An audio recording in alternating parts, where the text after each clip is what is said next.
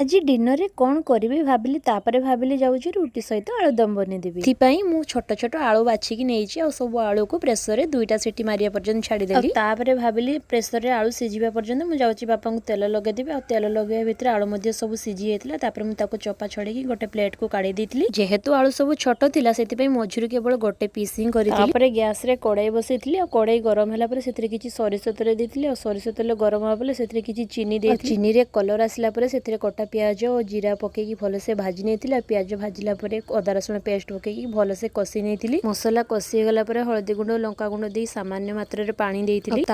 किसी टमाटो और लुण पकई भलसे सीझापी छाड़ी टमाटो सीझीगला बेसिक मसला जहाँ भी आपंक पाखे थे आप पकई पारे आलू पकईकी भलसे कषि नहीं आलू कषिगला किसी मात्रा पानी दे फुटापी छाड़ी रेडी हो जाता मो आलुदम गोटे प्लेट को काढ़ी से फाड़ी लेंबू चिपुड़ी से कटा प्याज झुरी भजा और टमाटो सॉस दे रेडी हो गला मो स्पेशल।